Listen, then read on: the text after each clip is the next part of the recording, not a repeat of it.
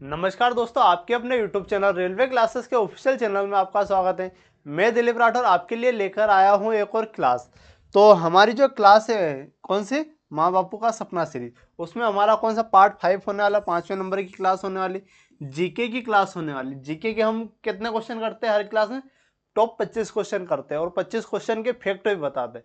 मतलब एक क्लास में लगभग 100 से 75-100 फैक्ट बन जाते हैं। तो 25 क्लास, 10 क्लास, और इन्हीं क्लासेस से आपको पेपर देखने को मिलता है। 10 क्लास आपको जरूर देखनी है।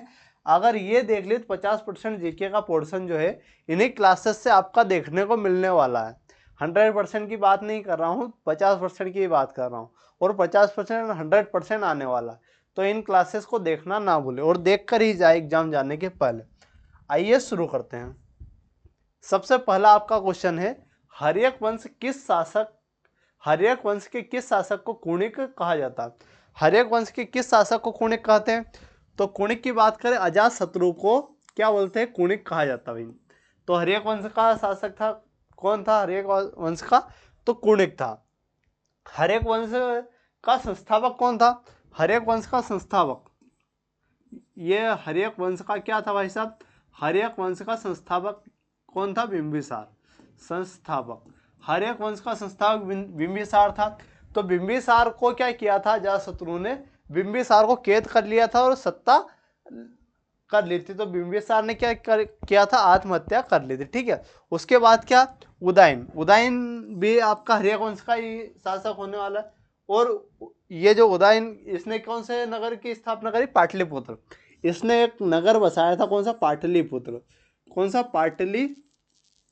पाटलिपुत्र नगर बसाया। बहुत ही महत्वपूर्ण, यहाँ से डायरेक्ट क्वेश्चन बनता है कि पाटलिपुत्र शहर किसने बसाया था? तो उदयन ने बसाया था। शिशुनाग, ये भाई शिशुनाग कौन था? तो शिशुनाग वंश के संस्थापक कौन थे? तो यही था भाई शिशुनाग वंश। कौन सा? शिशुनाग वंश का संस्थापक। शिशुनाग क्या था? शिशुनाग जो वंश है उसका संस्थापक, शिशुनाग वंश का संस्थापक कौन होने वाला? यही होने वाला। ठीक है। और ये शिशुनाग वंश हर्यक वंश के बाद ही जस्ट आया था। तो ये फैक्ट बनते हैं। हर्यक वंश के किस शासक को कुणिक कहते हैं? तो अजातशत्रु को कहते हैं। अजातशत्रु को क्यों कहते हैं कुणिक? क्योंकि बिंबिसार को इसने क्या किया था? इसके पिता को ही कैद कर दिया था, इस कारण इसको कुणिक कहा जाता है। बिंबिसार हर्यक वंश का संस्थापक, अजातशत्रु। उदयन भी हर्यक वंश का है, और उदयन जो है उसने पाटलिपुत्र नगर बसाया था। शिशुनाग ने किया था, शिशुनाग वंश के स्थापना करी थी। ठीक है। अगला क्वेश्चन क्या है? किस गुप्त शासक ने हुनों के आक्रमण को सफलतापूर्वक रोका? जो हुण आक्रमण भारत में हुए थे, तो उसको किसने रोका था? किसने सफलतापूर्वक रोका था? यहाँ ये बात है, किसने रोका था भाई? स्कंदगुप्त ने। स्कंदगुप्त ने सफलतापूर्वक रोका था। ठीक है। तो स्कंदगुप्त तो ये हो चुका है। बाकी अगर बात करें समुद्रगुप्त को क्या बोलते हैं? समुद्रगुप्त को हम क्या बोलते हैं? समुद्रगुप्त को क्या बोलते हैं भाई साहब? समुद्रगुप्त को क्या बोलते हैं? ये भारत का नेपोलियन। समुद्रगुप्त को भारत का नेपोलियन कहा जाता है। भारत का नेपोलियन। भारत का नेपोलियन किसको बोलते हैं? समुद्रगुप्त साहब को भारत का नेपोलियन बोलते हैं। ठीक है। तो ये हो जाएगा। बाकी चंद्रगुप्त जो द्वितीय है, इसके काल में सर्वाधिक कला और अपने वो क्या बोलते हैं, कला और जो लेखन है सबसे ज्यादा प्रचलित इनके काल में हुआ। बाकी चंद्रगुप्त प्रथम ये भी गुप्त काल के शासक होने वाले हैं। अगला क्वेश्चन क्या है भाई साहब? अगला क्वेश्चन आपके सामने, विजयनगर साम्राज्य की स्थापना किसने करी थी? क्या? विजयनगर जो साम्राज्य है इसकी स्थापना किसने करी थी? तो विजयनगर साम्राज्य की बात कर रहा है तो विजयनगर साम्राज्य की स्थापना आपके हरिहर और बुक्का ने करी थी। किसने करी थी? हरिहर और बुक्का ने विजयनगर साम्राज्य की स्थापना करी थी। यह क्वेश्चन क्लियर हो चुका होगा। विजयनगर साम्राज्य की स्थापना तो हरिहर और बुक्का ने करी थी। आगे क्या बनता है? कृष्णदेवराय। कृष्णदेवराय भी जो विजयनगर साम्राज्य के महत्वपूर्ण आपके राजा थे। ठीक है। इन्हीं के दरबार में क्या, इन्हीं के दरबार में आपका कौन सा युद्ध हुआ? इन्हीं के दरबार में अष्ट दिग्गज। किसके दरबार में? तो अष्ट दिग्गज जो है, अष्ट दिग्गज की बात कर रहा, दिग्गज। ठीक है। अष्ट दिग्गज किसके काल में, किसके दरबार में थे? तो कृष्ण देवराय। देवराय फर्स्ट भी आपके कौन सा? तुलु वंश के महत्वपूर्ण शासक ये आपके होने वाले। सदा शिवराय, सदाशिवराय महत्वपूर्ण व्यक्ति है। इनके काल में कौन सा एक महत्वपूर्ण युद्ध लड़ा गया, कौन सा?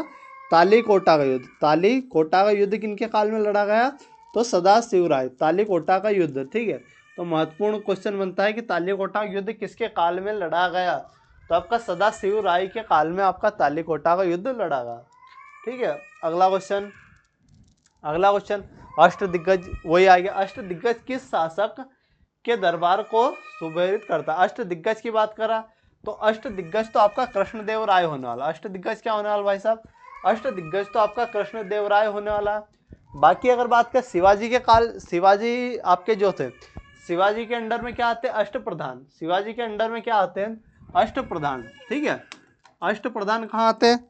अगर प्रधान की बात करें तो अष्टप्रधान आपके शिवाजी के काल में अष्टप्रधान आते हैं। ठीक है, अकबर के काल में, अकबर और चंद्रगुप्त, अकबर के काल में नवरत्न अकबर के काल, नवरत्न अकबर के काल में, और चंद्रगुप्त द्वितीय के काल में भी क्या, जिसको विक्रमादित्य भी बोलते हैं, उनके काल में भी आपके नवरत्न होते हैं। अगला क्वेश्चन, अगला क्या, 1857 के विद्रोह के समय भारत का गवर्नर जनरल कौन था? जब 1857 का विद्रोह हुआ उस समय भारत का गवर्नर जनरल कौन था? कैनिंग था। कौन?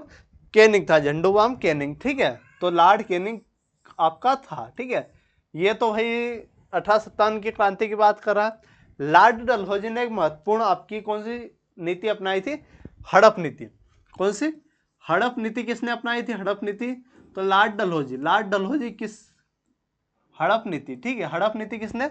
लॉर्ड डलहौजी। लॉर्ड रिपन ने क्या, लॉर्ड रिपन को क्या, स्थानीय स्वशासन का जनक, क्या स्थानीय, क्या स्थानीय स्वशासन का जनक, स्थानीय स्वशासन का जनक, स्थानीय स्वशासन का जनक कौन होने वाला भाई साहब?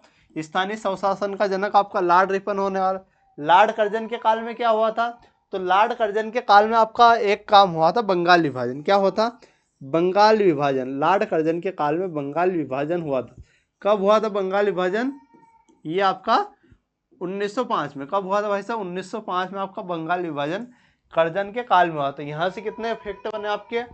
1857 की क्रांति के समय लॉर्ड कैनिंग थे, लॉर्ड डलहौजी ने हड़प नीति, लॉर्ड रिपन स्थानीय स्वशासन का जनक, लॉर्ड कर्जन बंगाल विभाजन इनके काल में हुआ था 1905 में। ठीक है, अगला क्वेश्चन क्या बन रहा है आपका? निम्नलिखित में से कौन सी नदी भ्रंश घाटी से होकर बहती? कौन सी नदी आपकी भ्रंश घाटी से होकर बहती है?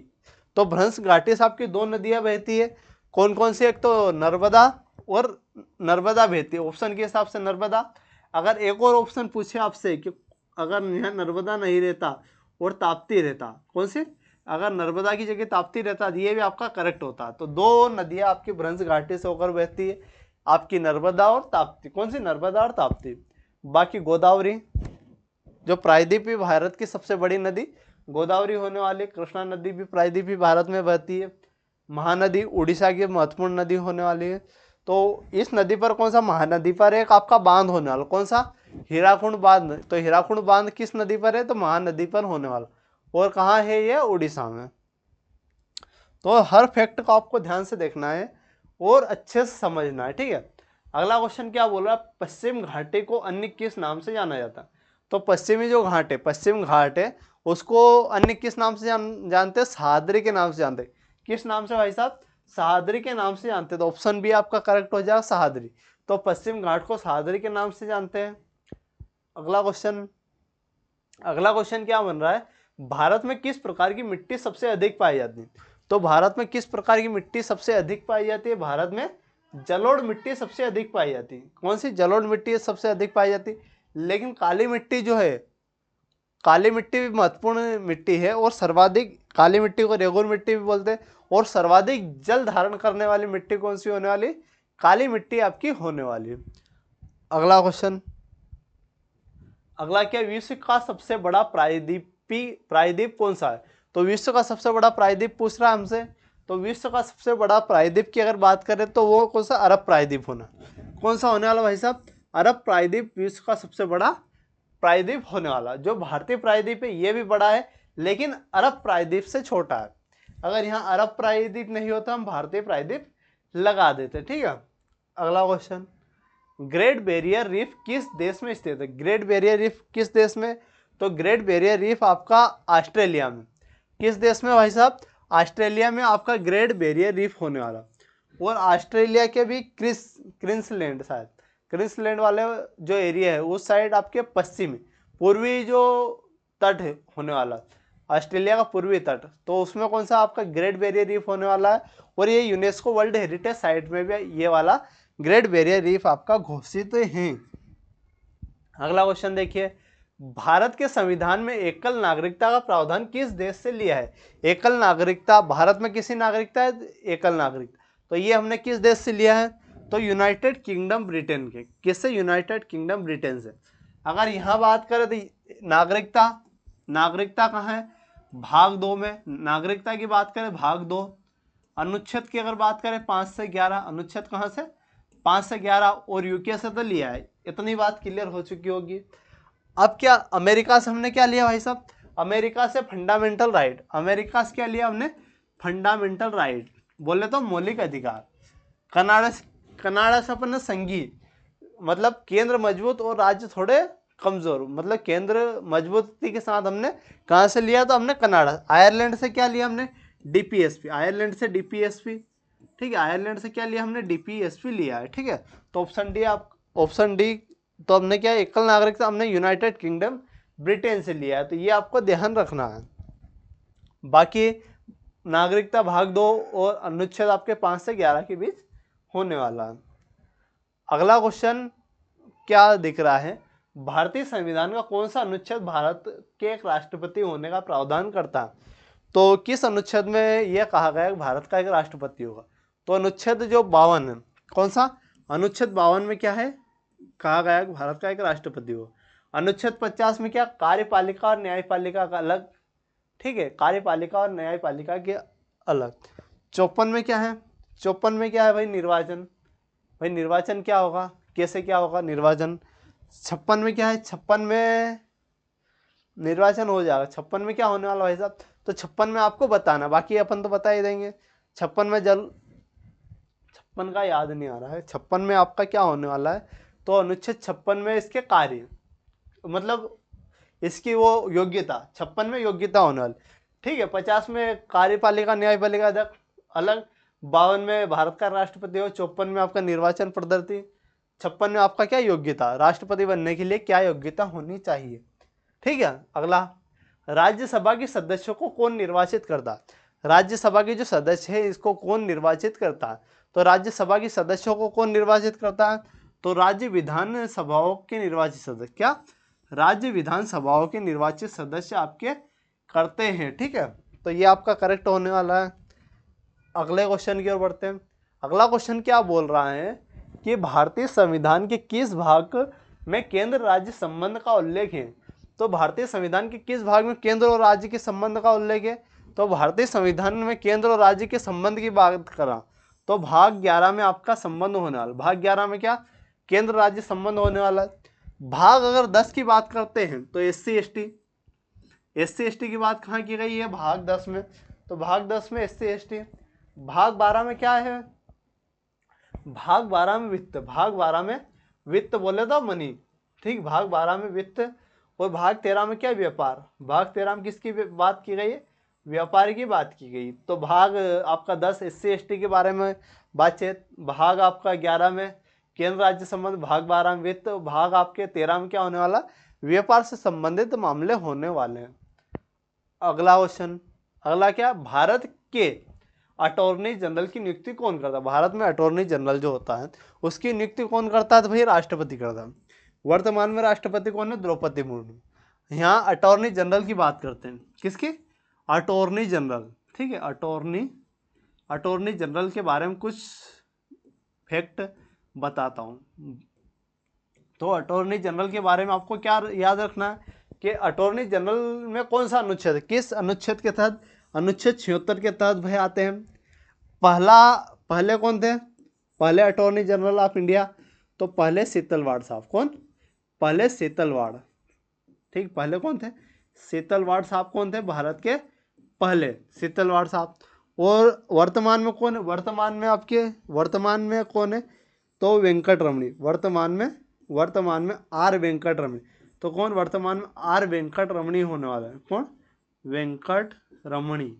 तो वर्तमान में कौन होने वाले? आर वेंकटरमणी आपके वर्तमान में होने वाले। ठीक है, अटॉर्नी जनरल हो जाएंगे। 1 सितंबर 76।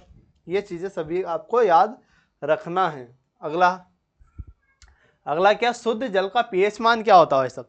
तो जो शुद्ध है, प्योर जल है, उसका पीएच मान क्या होता है? तो पीएच मान तो शुद्ध जल का आपका क्या होता है? 7 होता है। ठीक है, 7। आपको पीएच स्केल तो आपने देखा ही होगा। पीएच स्केल ये आपका पीएच स्केल होता है। ठीक है, तो पीएच स्केल में बीच में क्या होता है आपका? 7। बीच में क्या होता है? 7। इधर आपका 6, 5, 4, 3, 2, 1, 0।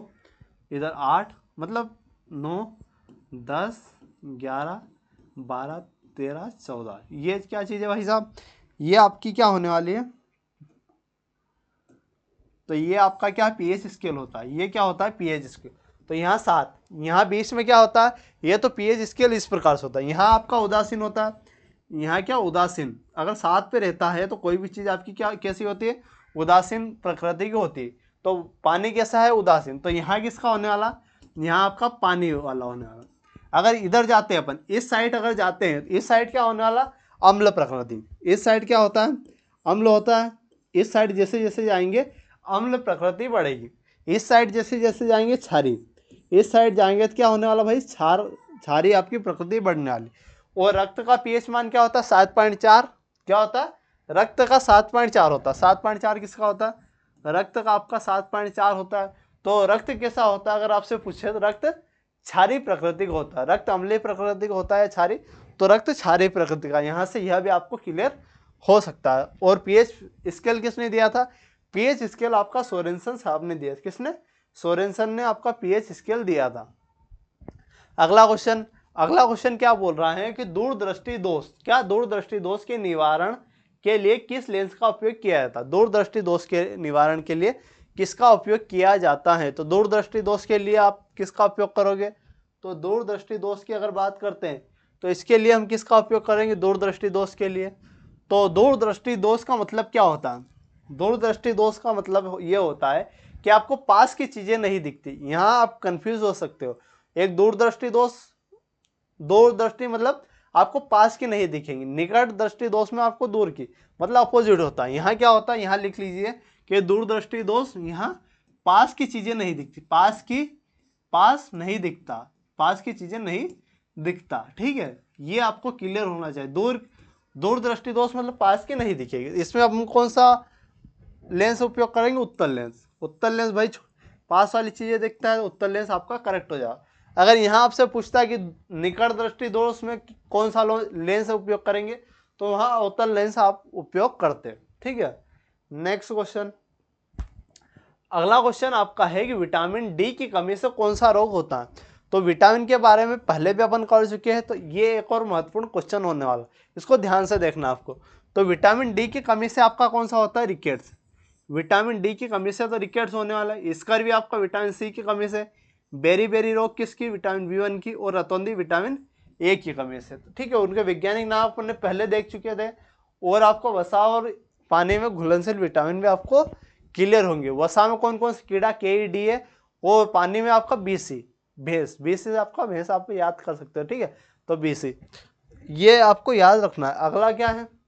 और विटामिन का नामकरण किसने दिया था? ये भी आपसे पूछता है फंक साहब ने। किसने?